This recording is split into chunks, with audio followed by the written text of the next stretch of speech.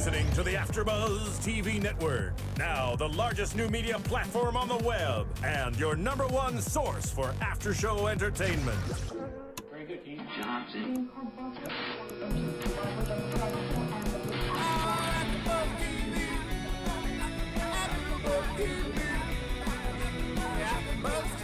From the AFTERBUZZ Studios in Los Angeles, California, presented by Maria Menounos and Bing.com, and streaming live thanks to Akamai Technologies, this is AFTERBUZZ TV Saturday Night Live After Show. We'll break down tonight's episode and get you all the latest news and gossip.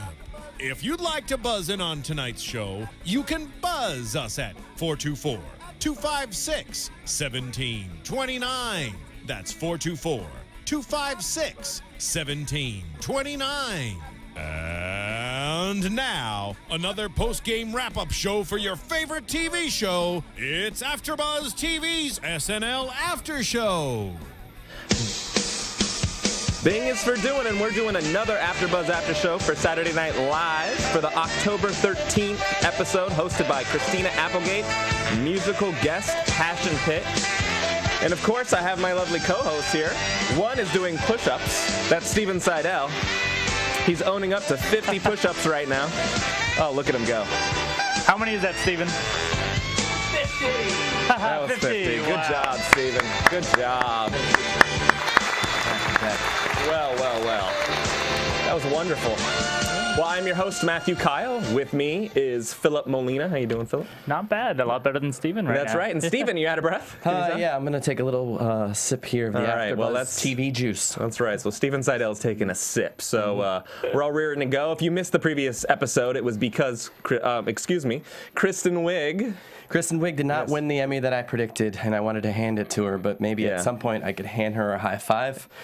Maybe, but you were foolish enough to bet to do 50 push-ups against her winning, and she was not going to win. I feel like she was, not given the credit she's due. But I see Kate McKinnon agree with that. Climbing up fast in her footsteps. Well, before we get into Kate McKinnon, let's talk about the host for the evening, which is Miss Christina Applegate. Yep.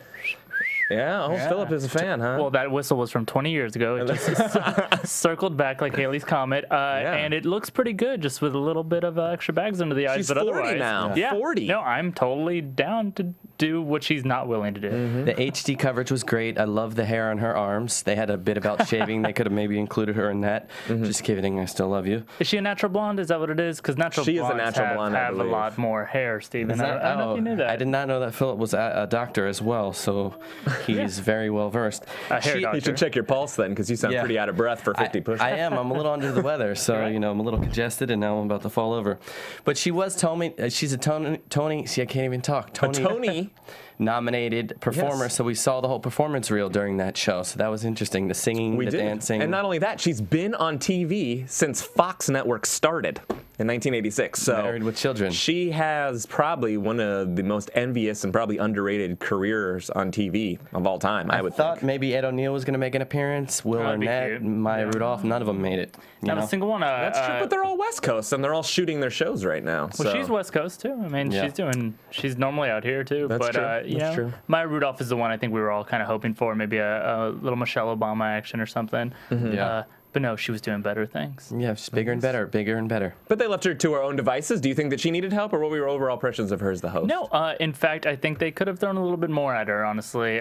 She, I think, showed everyone that she had comedic chops. If anyone was wondering if Christina Applegate can do a great Kristen Wiig impression, she was going for it this episode. She tried it. She didn't quite hit it on the head, but she gave it a good effort. I don't think it's her fault. I think that the audience, honestly, was a little bit like, this reminds me of Kristen. And they just kind of missed Kristen a little bit. Nearly on everything she did, it had the whole Kristen note there. I was like, that was an interesting impression. Yeah, I mean, we'll get to it later, but the Californians was pretty much Kristen doing the Californians. We know the 10-to-1 sketch was, it came out from Kristen Closet or something, which was made for Kristen. But honestly, for just actors that we haven't seen kind of do this in-your-face live comedy kind of stuff, I thought was went above and beyond, especially in comparison to 007 last week.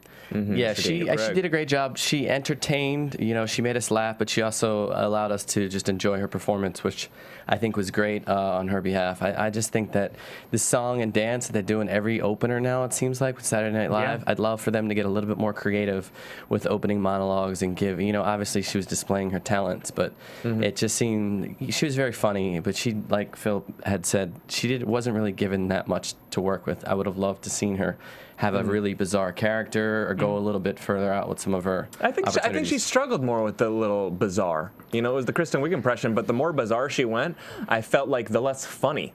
Her commitment level was great. I thought as an overall host, they really gave her a lot of room to play, and she really went for it full bar. Yeah. But for me, and it's probably a lifetime of being on TV, when you're just, you know, trying to play closer to reality, you know, you're playing a dunce, if you want to call it that, you know, on Married with Children for years, and then, you know, a parent now and stuff like that. She's playing very much closer to reality. So maybe it's a lifetime career of that type of acting. She seemed very thrilled at the end of it, you know, the closing. She did. She was really excited. It was almost like she had won the award that she's been striving for, you know, in her entire life. So, you know, good for her. All right, so before we go too far, if you are enjoying this so far, we're doing a great job, I can tell. That's just, I'm reviewing this show later on the After Steven's got show. his breath back, so I'm back. Thank you. You can hit us up on iTunes, leave some rates and comments. And Yeah, let's get this up to 5 stars, you know, if it's a 5-star performance, which usually they are. Usually. We'll bring a puppy on if we get to 5 stars. Yes. A puppy will make an appearance. And if there's anything that you want to see us do on this little floor over here, you know, we started with push-ups. If there's anything else, you know, let us know. Give us a feedback. We can get Filup out there. I have a feeling Steven is a break dancer, and he just wants to whip more tricks out. I actually can break dance, so thank what you a for surprise. that. You just read my mind. What a surprise. Hey, look at me. He's No, got I'm just a kidding. prank show on YouTube, and he can break dance. Ladies, line up. Hey, guess what? It seems like you may be an improv performer, so you're quick with those yes ands. I like that. So Hey, thank you on thanks. that. You know I who's might not an just be. improv performer? Jay Farrow. Just throwing that out there. Moving on Foreshadow. then. Back to the topic at hand, Foreshadow. ladies and gentlemen. Nicely, That's way to bring us right. back full circle. I like that. So, cold open. Vice presidential debate. So we had Sudeikis doing the Biden. We Killed it had in the show. Yeah, exactly. Yeah. Killing MVP. doing Ryan, and then MVP. Kate McKinnon doing the moderator.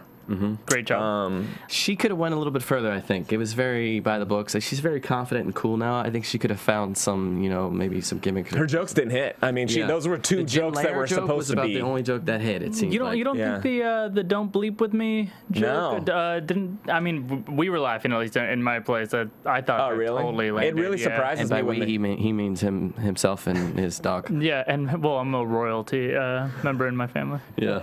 Nice. But I was surprised. Anytime they bleep anything on SNL, it surprises me a little just because of the live nature of it. You're like, whoa, was that intentional or not? And that one was clearly planned and intentional. Yeah. Cool. I And- think though overall this sketch. Okay, so line it up with the presidential debate sketch, which I think was a flop. I really did not enjoy the presidential debate sketch. I really did enjoy this one. So if we see, okay, so what's the variation here? What do they change? And this is what happens when you have a good handle on a character. This is keep Obama impressions out because they don't have a good Obama impressionist, honestly.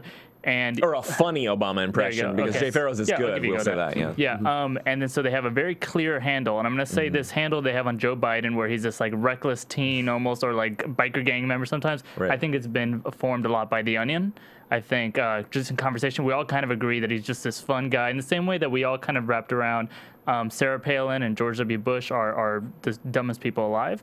That was kind of like, yeah, America was like, that's our agreed take on this person. Right. Now they have one on Biden, so they do the exact same sketch, have a very clear handle on it, and to me, he was killing it. I thought it was I mean, hilarious. Biden gave him a lot more to work with, though. You have to agree with Obama just kind of standing there and being, you know, 3 sheets to the wind, standing there, you know, not being moved by anything. That means drunk, right? Oh, maybe, yeah. Yes, it does. I'm the guy who gets all the sayings wrong.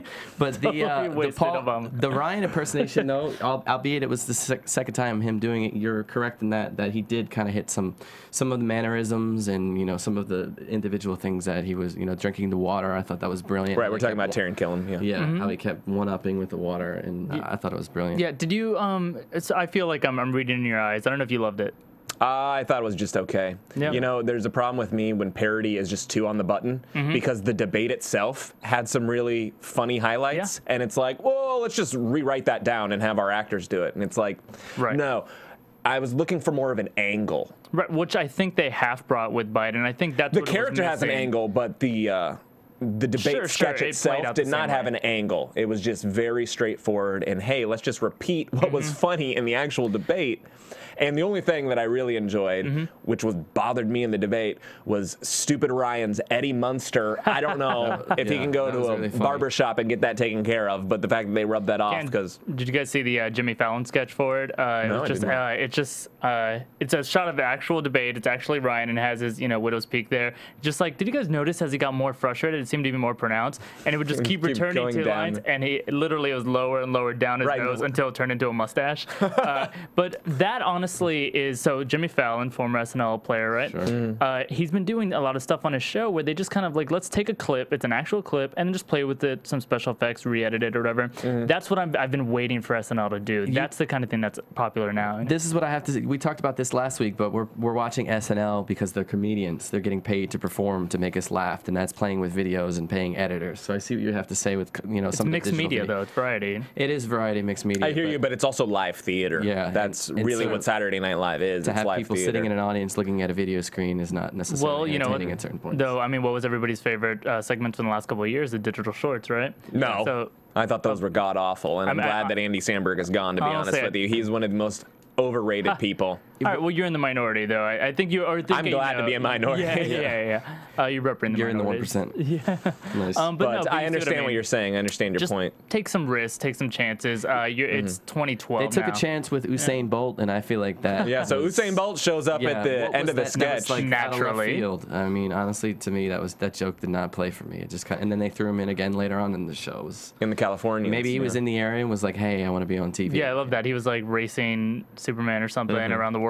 and just like stops in or something. And in between Usain Bolt showing up again in the Californians, we had, which I'm ready for Steven to jump all over, was the Gillette Sandusky commercial. That's what I was thinking too. I immediately thought of it. I thought Sudeikis was great with he was kind of like a version of Joe Biden with the white hair and the weird looking face or whatever. But I thought the impersonation was great. But it was what the hell was it? It was nothing. Okay, I mean, I had to sit there. Why is Sandusky in the commercial? I don't get the whole premise. Can they get over Sandusky already? I mean, enough. The guy messed around with a couple kids, whatever. Okay, you're really underplaying that because the rest of society wants to kill him. Yeah, but if you want to call it messing around with some kids, well, I'm not saying that what he did was right. Guess what? Steven's in the minority now. How does it feel? How does it feel? It feels, I sat there and I meditated on that sketch. I was like, what just happened? Why did this happen? It was so random. It took me so long to figure this out. I believe the comment here is it's the exact commercial. This commercial is on the air without Sandusky, basically. It's the exact commercial, and then once you put Sandusky in there, you realize, oh, they all look like child molesters. They like the thin mustache, the kind of weird, creepy facial hair. Is? I think that's actually what it is. I respect you for reaching for something. Yeah. I'm not sold on that idea, but at least you're going somewhere. I've got long arms, so I can pull it in. I think that's just exactly a conglomeration of random people to me. I mean, stars that I thought it was just somebody had to reach out. And I hope people so much that it wasn't random Sandusky. I really hope we did skip though in the opening monologue with the Fruppets. I mean, they love the Muppets on SNL. That to me, and then they just wanted to throw Jason in there again for his MVP performance. Did any of you guys meditate on that? And can you guys explain that to me, why Dane Cook was the Swedish chef? Because Jason Sudeikis wanted to just showcase how brilliant his impersonation was. Okay, it was a great impersonation. A friend of mine was watching and was like, oh, and then here's Dane Cook. I guess he has something to promote. I was like, that's actually Jason Sudeikis. Yeah. So it is a good impression. I thought I was missing something where I was like, oh, yeah, because... Wait, he's not Swedish. It was completely a non sequitur, and it was the only thing that was actually funny in that whole I also think that it was subliminally trying to drive it into your head that if Mitt Romney gets elected, that PBS will be no longer, and there may no longer be any Muppets. We'll be stuck with Fruppets. I actually would be happy with Fruppets.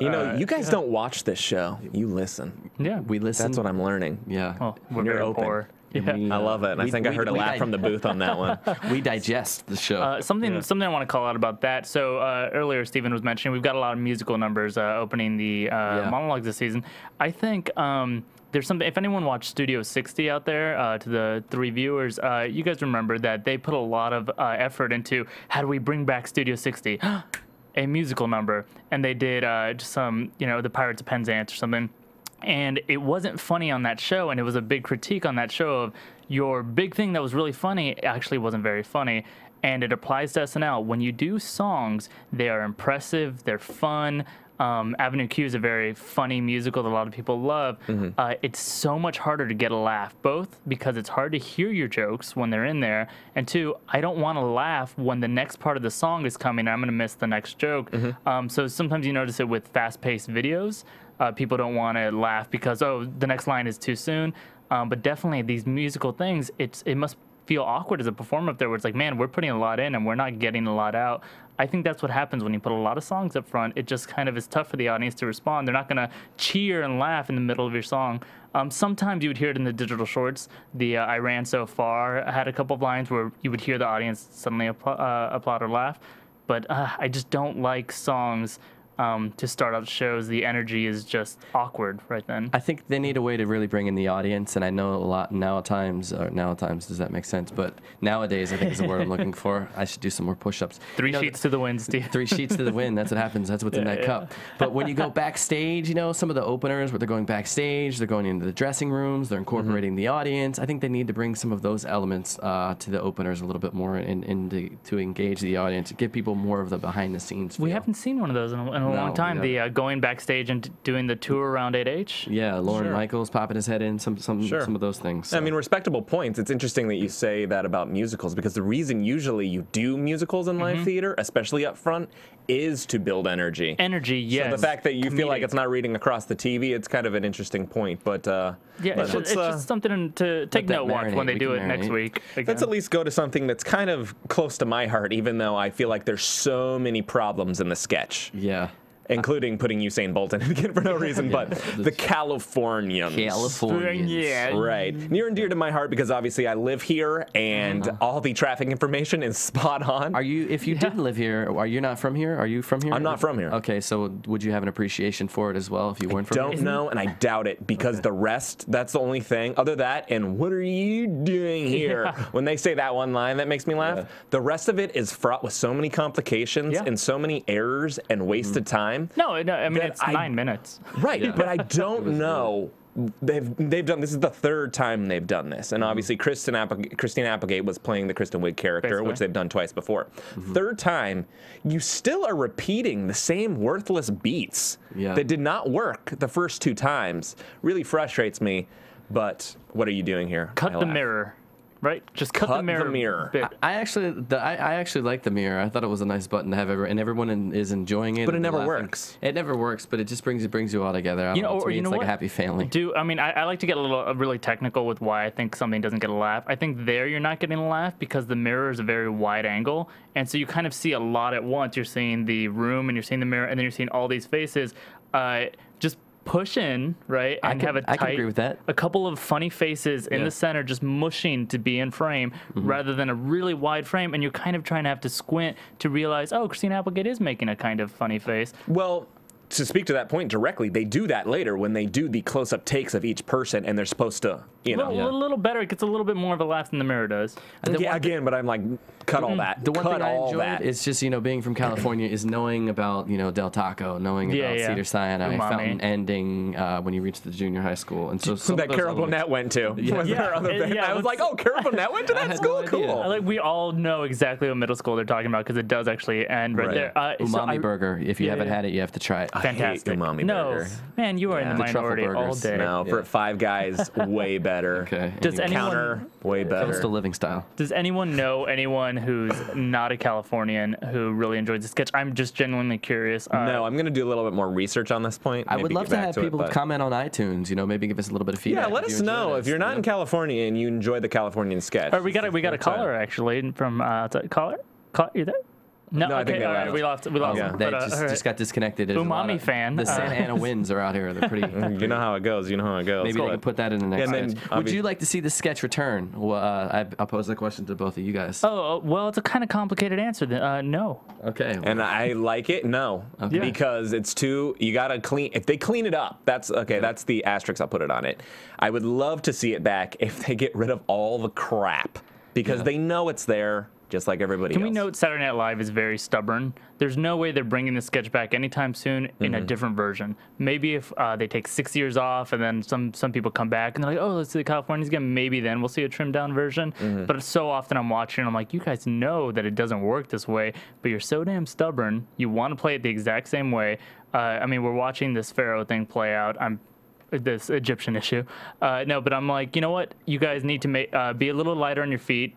Same problem with our government, to get political for a second, but like when they say, you got to be lean so you can move quickly and adjust to what's needed, they hate adjusting. They hate it. After this sketch, I love that the Up All Night commercial came in. Obviously, she's promoting her show, but part of me wants to think, you know, NBC has Up All Night, then they've Christina Applegate. Is this going to turn into like a branding for all the NBC shows where they pick their hosts and start to put them in there? Well, they always have certain hosts that is for branding purposes. I remember for the last 2 years, for the last 2 years, for some reason during the football championship games, they have Charles Barkley, but he cross-promotes on all the NFL shows. I guess they think because he's really good and he's at least a sports person, so it connects the world enough, they can drag those audiences. Actually was the highest rated show last season. Charles Barkley. Charles Barkley is a funny guy, and Charles Barkley's a funny guy. Sixers. But I guarantee the fact that the highest rated show on NBC is Sunday Night Football, and they're having him promote on the pregame show. Sure. It helps the audience. Yeah.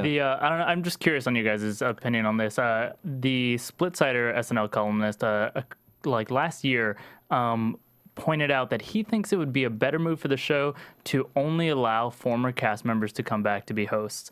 Just curious, like, no, you don't think that would be a good idea? Maybe material-wise, yes, but ratings-wise and why you're doing the show, sure. Ratings-wise, no. But I mean, although how many little sketch shows are out there that don't really surround themselves with right? But I have 3 answers right there: Steve Martin, Alec Baldwin, and Melissa McCarthy. If you do that, they never would have hosted to begin with. True. And those people, some people just work really well in that, even though you're a dramatic actor like Alec Baldwin and nobody knew it was coming. Daniel Craig worked really well, I thought.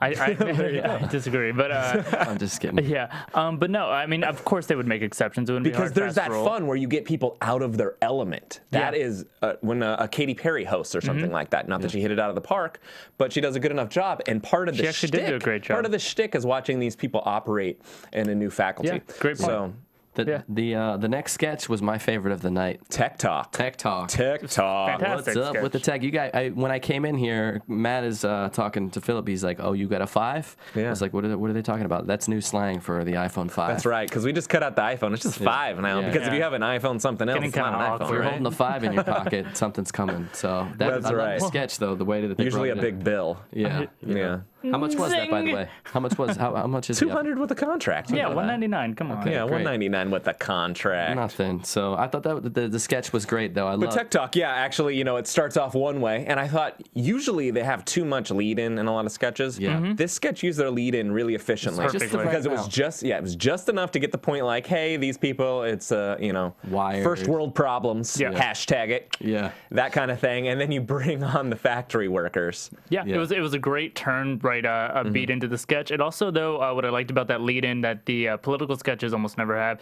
is it's also pretty funny. If you were just listening right away, it's like when I aim my camera straight into the sun, it has a slight purple hue. Right. It's like that got a laugh. It just was already a little funny, but we were waiting for a little bit of a turn. And then what a fantastic one! It came right.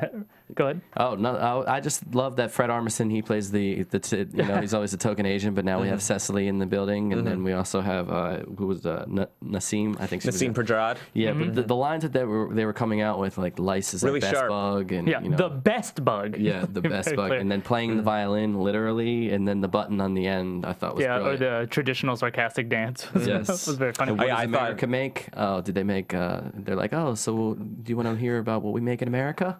Yeah. Okay, so I know everybody kind of has been saying this sketch is just the first world problem sketch that SNL has needed to do for a while. But I think what I like about this is it's a little bit more specific than that. It's SNL comedy. You see it a lot in stand-up comedy. Jerry Seinfeld made $1 billion doing this. They just point out something that we're all doing right now, hold up a mirror to society and just kind of say, hey, we're all assholes. Look at how stupid we are. Right. And that's my favorite thing for them to just call us out on. They did it on this. They did it a couple other times that I'll probably point out later. Again, Colin Jost wrote this sketch. He's the new co-head writer with Seth Meyers. And Seth Meyers, I really appreciated this. Right, he called out that he thinks one of the reasons it really worked was actually Christina Applegate's performance in this, how she just nailed the host. I'll say that I think it was the Asian workers that brought it home. But go to her again, and it's not why it worked, but she did nail her delivery there. Can I leave? No, it's a trap.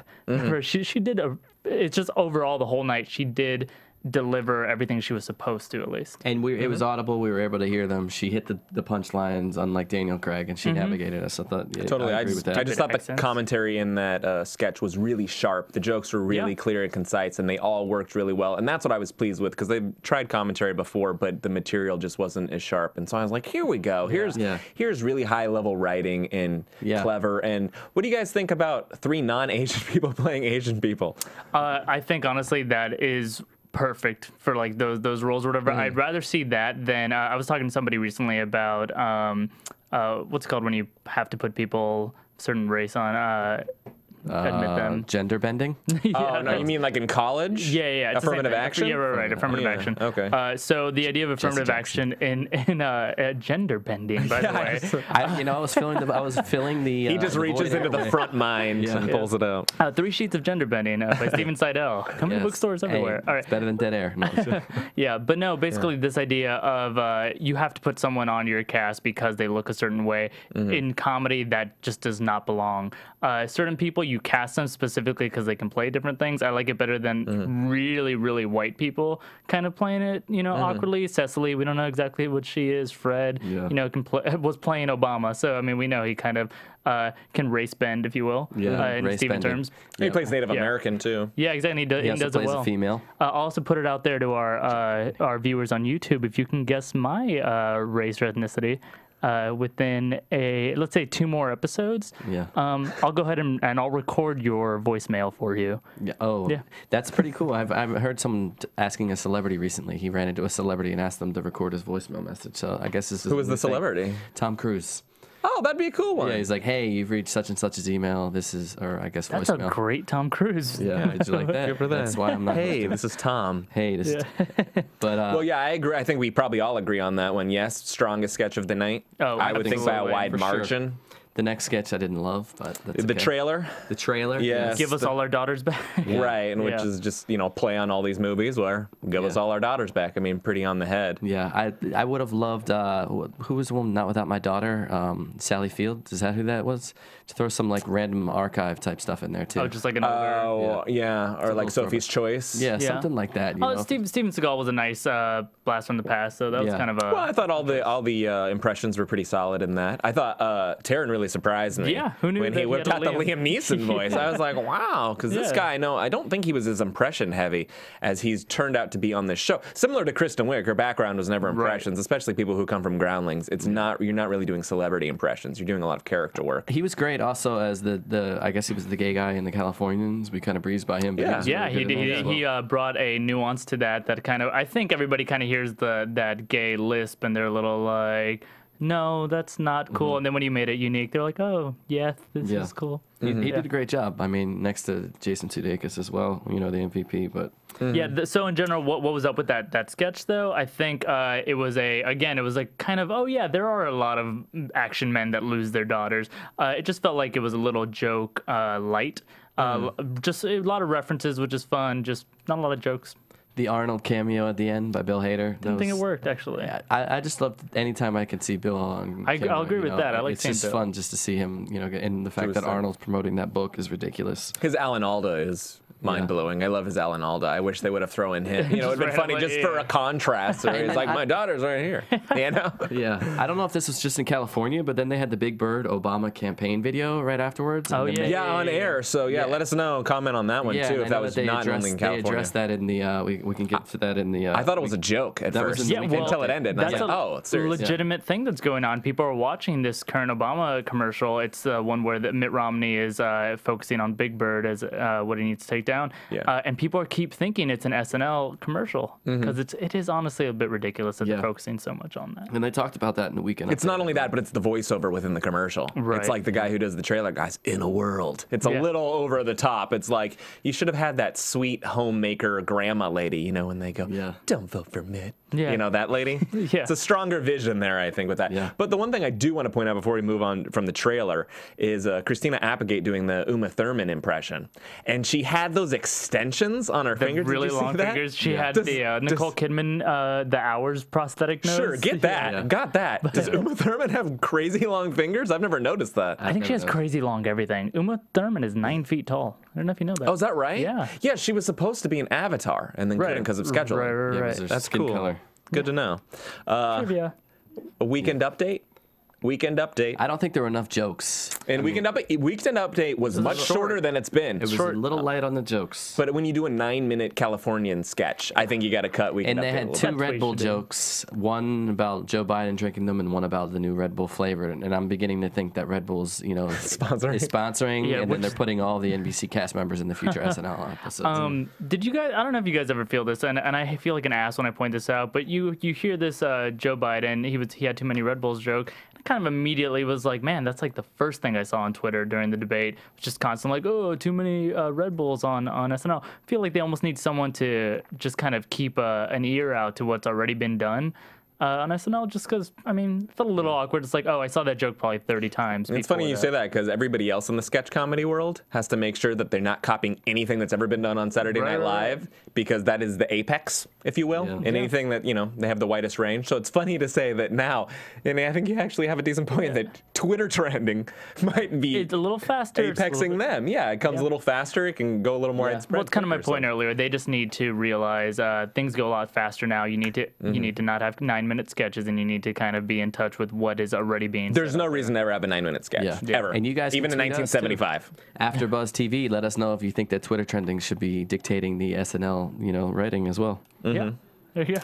So, but in general update, the jokes were okay. The first half were good. Ariana Huffington, though, fantastic. Nassim Pedrad. Nassim killed it with That was the first time I've seen Nassim do something, and I'm like, she's on to something. She had it. She's got something there. Well, so. it was something where not only is her Ariana Huffington hilarious right now, but she's also just two of those jokes were exactly those moments I'm talking about where you find an angle on something that we've all kind of noticed. So she's talking about the what kind of men would be against birth control. These men that want to wear condoms. These are the same guys who want to wear shirts in the pool. Swimming. Yeah, exactly. And it's like, yeah, condoms do suck, Nassim. You're totally right. That and then that amazing, perfect characterization of Ryan as the guy who is going to kill you, like he does in a Lifetime movie. Just America's sweetheart guy, and then but something goes wrong. It was also classic SNL filtering in their political beliefs as well. They dictated Joe Biden as he's kind of like a woman. Everybody,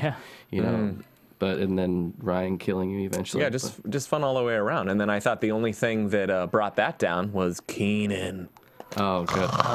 Jean K. Jean. I read somewhere that there. Can we just call all his characters Keenan? Because that's who they are. I read that online, and is that someone was proposing that they have a sketch and it's Kenan Thompson just being Kenan Thompson, like 12 different sketches, but it's always Kenan Thompson. Do you guys remember that French character he used to do on All That?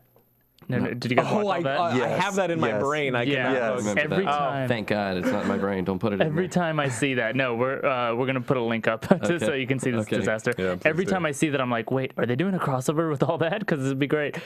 Premise-wise, funny idea for the sketch.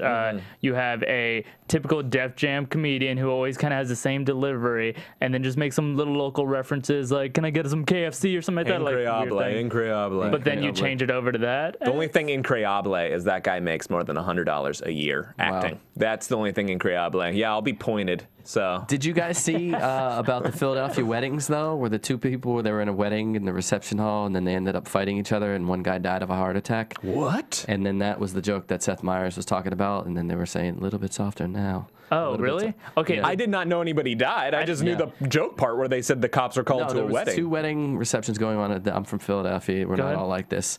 But there were 2 weddings going on at the same time, and then one scuffle broke out, and then they both started to fight against each other, and then an older man had a heart attack. That is awful, but it led to a great joke. Yeah, see? Comedy comes from tragedy, right? Yeah. Comedy from tragedy. I guess. Yeah. What's going on in Philadelphia? You know? What else? What else are you referencing? What else is going on? Cheesesteaks are going on I don't know. there. The Tom Hanks movie. Oh, okay, a lot of red meat. Oh, man. Oh, I forgot that you just got out of that time capsule. Yeah, exactly. I did get out of that time capsule. Taiwan has strippers. Will Smith, go back to Philly and fix it. That's all I'm saying, you know.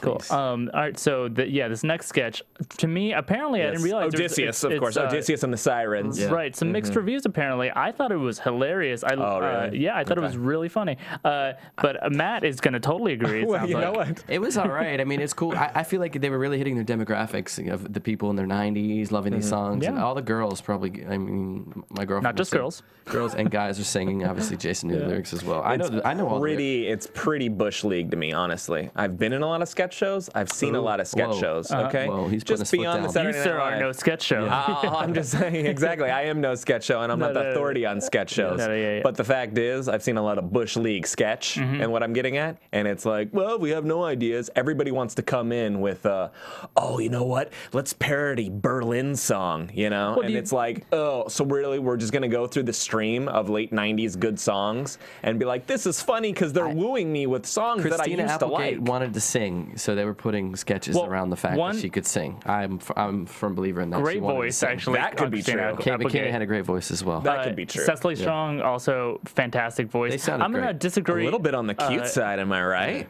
Hey. No, I'm kidding. Yeah, super cute, like With her, too cute to do comedy cute. TLC hat are they on there? Yeah, but okay, so I need to disagree with Matt really quick though. I think this sketch was making a point about just those guilty pleasures. Did you know the words to those songs? Yes, I do. I know the words to all of them. And their point is that they're chick songs, and we all kind of like try to play it cool. But we know that when that song comes on the radio, you blast it. I do it with my Miley sometimes. I do it definitely with all of those songs. See, it'd be funny if they did it with Miley because that's embarrassing. Yeah, well, that's kind of the point. I feel like if that was the joke and that's what they were trying to get across, they didn't really get that across. I agree with you, and I think that's funny. I feel like they could have done it a little bit differently and positioned it better. Maybe that was the ultimate goal. Maybe it's more clear to me because I definitely do this probably every day, and then I have to like very quickly turn down the music when I pull into work.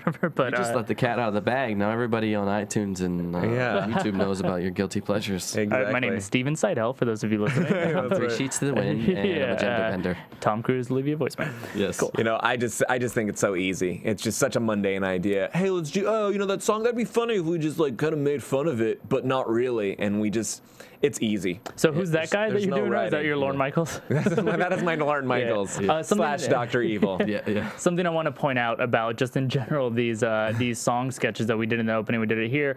I propose you cannot get cast on SNL these days if you cannot sing, dance, and act. Oh, that's not true. I'll tell you right now, because in the opener, unless you're a minority. Oh yeah, because unless you're Jay Farrow in the opener, who did not know the words. He was like trying to read the cue cards. He couldn't even follow. Jay Farrow is the first African American who cannot dance. Oh my God. I think at birth, God was like, do you want to be able to do really good impressions that are one note?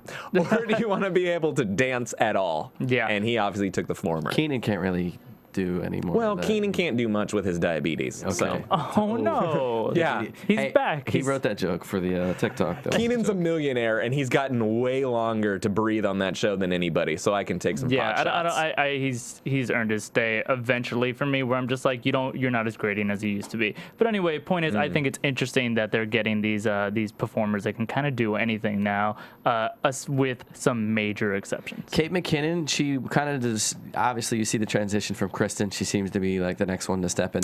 She's a breakout. She, there's only been 2 people that have switched from supporting to featured players. One is Amy Poehler, and the other is Eddie Murphy.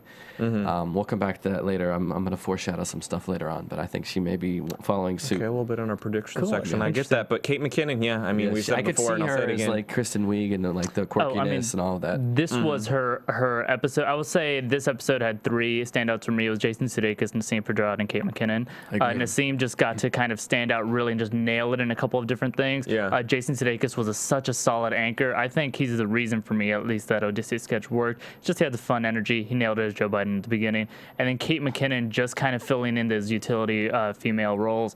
And she was just nailing it left and right, and also just very funny.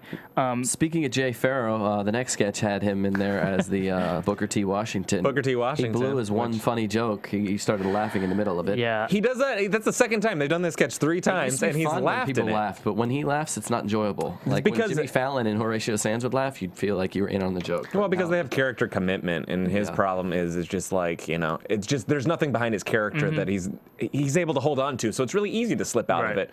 When his whole character is attention to the students. Attention to the students. Yeah, that's the whole character. You're doing as good a job. Yeah, you could have done that. Now, so I think this is a good moment for my weekly Jay Farrow beat down. What's up with that? No, analysis. Yeah. Let's call this Weekly Jay Farrow beat down by Filup. I think here you can see I like to analyze why isn't this getting a laugh right now. So play this sketch back if you're watching at home. You're gonna see him kind of go through a mental checklist of like, here's the part where I stutter for a little bit. There was a part where he was like, and then he went into whatever the word was. This is the part where I breathe really hard for a few seconds, and then here's the part where I need to say the lines. You're watching him go through this collection of tics. It's the exact way he plays Obama. When he watches Obama, you see, here's the time where I go, here's the time when I say the line. I mean, I feel like he must have so many little notes on his cue cards of like, here's where you're supposed to do this. Everyone else, especially if you came from an improv background, you know how to float in a character's pattern of behavior that just shows up organically. With him, it's I have to do this, then this, then this, and if I mess it up, I slip out of it. So choreography without rhythm is kind of your... Yeah, he can't dance in his impressions, basically. Yeah. There you go. Phil Collins said it first, and Jay Farrow says What did you think of Christina Applegate as a librarian in that sketch? I didn't think she was funny at all. Yeah, I didn't think Again, but she commits to the character really hard, and she's having a lot more fun than the rest of us, I think. Yeah. So why is that they weren't giving it to her? Because like I think we can all agree it wasn't not there. She was doing it at justice. She was supposedly. I just don't think she can. She's that's not what quirky I'm saying. enough. I think that's she's what I'm too saying. middle of the road. I don't think she has those like weird characters. 30 years of straight sitcom acting. I think that's what it is. I don't think it's necessarily her not being able to turn. I think it's us. We watch that and we're like, yeah, we're too used to kind of if you've seen Up All Night, she kind of has the deadpan straight man behavior. We just aren't. But she started out, I mean, Married with Children for 13 years. She started out as she was the punchline. Yeah, you know? but she wasn't the creepy librarian, you know? No, but she delivered one-liners and stuff like that. So her comedic timing is there. But when it's not a stand-up based format, more of a fluid thing like that, which a character, that's where I think it's just a little bit more exposing. I think if she had a little bit more time to get there, she would figure it out. She's super talented. But I think there was only, correct me if I'm wrong, but I believe there were 8 sketches in total, so the amount of opportunity for her to really get out there and flex her muscles is pretty limited. We didn't see her that much. For most hosts, they gave her a lot of range. She got a star in sketches. A lot of hosts don't get that opportunity, maybe because they choose not to. Or they can't. Yeah. Or they can't. I think Lorne Michaels, he banks on her a lot. You know, he loves her on his show, I think. She said she loved him at the end of the night. I don't know what else is going on there, but they definitely know she's got the talent. Here's the best compliment I can pay to her. If you were watching it, and you'd never seen SNL before, you wouldn't be like, what is that robot doing up there, which we do with a lot of the other people that host SNL. Right. You'd be like, oh, well, that one isn't necessarily getting as many laughs as the other, but she kind of looks like she could be at home there a few episodes later. The next sketch, she, was doing some... That was pretty much her star vehicle, if you will. The next sketch, which was just a... Jillian Chiz Dance Studio. Yeah, the funniest part is the name, probably. Yeah. She got after it. I mean, she really sold it. Yeah, it doesn't have an undercurrent of funny. It's not. It's just one of those things where I just let it go. Recast this exact thing with Kristen Wiig, put it at the front of the show, and I would predict in this alternate universe that you would be loving the sketch. I don't know if I'd love it. I don't think it would be a gem, but I think I thought it would have been solid. But here's my fundamental problem with the sketch, even if Kristen Wiig was in it. There was no clever twist or turn. The twist came at the end that they magically could dance, and that was the end of the sketch. Right. A twist in a sketch comes in the middle. It's called the second beat, okay? maybe even the third beat. But you can't end it on the twist. It was just like, it was like, we can't end this, so let's just wrap it up. They never tried to end anything anyways. And she was like, I've been on Broadway. I think that was just her trying to showcase some of her skills and trying to be funny. You know what, though? I think it was a little bit, I agree that it was like, you know what, Christina can dance. A little demo really. But we have this sketch that we wrote for Kristen. Let's give it to her because she can dance. But if you didn't kind of agree with that audience when they applaud for her at the end of that dance, because you're like, God, you are definitely giving it your all. You're putting all out there. Totally. She did. I really appreciated her effort, and I thought this idea of normally the last sketch of the night is hit or miss. It can be a disaster. I thought what this was Lorne kind of saying, hey, you know what? You're so much fun. You have so much talent. You've earned a sketch that normally it probably wouldn't have been in there, but let's just give you your sketch to just show how good you are. And then also give 3 people nothing to do. Yeah. And then I thought the twist was coming because it started off with the little tidbit of information which Keenan said, which was like, I'm taking this because I need to learn right away because I just lied about dancing. Right. So I thought, oh, magically, here's a much better sketch that was right there in front of them. Yeah. Halfway through, magically, everybody starts to learn to dance except for the one guy who needs to.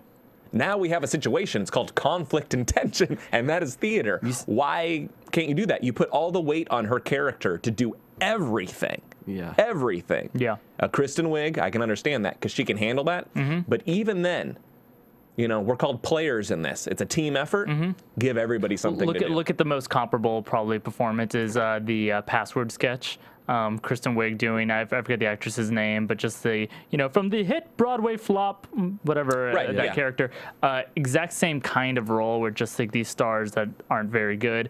But that sketch is a small, like that role is kind of a small part of a complex moving parts sketch. Exactly. And even that sketch isn't that great, but this one is like, just take that one character. There's always the bit, if you don't like this, then here's that. Hey, if I don't like Kristen Wiig's character in that, Bill Hader's doing his, game show announcer that's always fun. Hey, if I don't like that. The 4 supporting cast members were very unenjoyable to watch, and I just wanted to make a note. A.D. Bryant was not seen at all in this entire episode. Tim Robinson only had one, so they were really underutilizing. I feel like that could have been an opportunity to slide. And a lot of repeat. Nassim was in Nassim, excuse me. Nassim was in a lot of things. Yeah. So you had a lot of repeat performances. I'd love Jason was in everything. To open up the rehearsal, the dress rehearsal that they perform, and maybe throw some of those sketches online to, maybe see what would have been in place of this sketch or whatever. I'm sure that'd be fun. Saturday Night Live may open that up at some point. They do that sometimes. Because I'm sure there was better sketches than that one. But I wonder if 80 would have been in there somewhere. She's so funny. I really want to see her. Yeah. Just some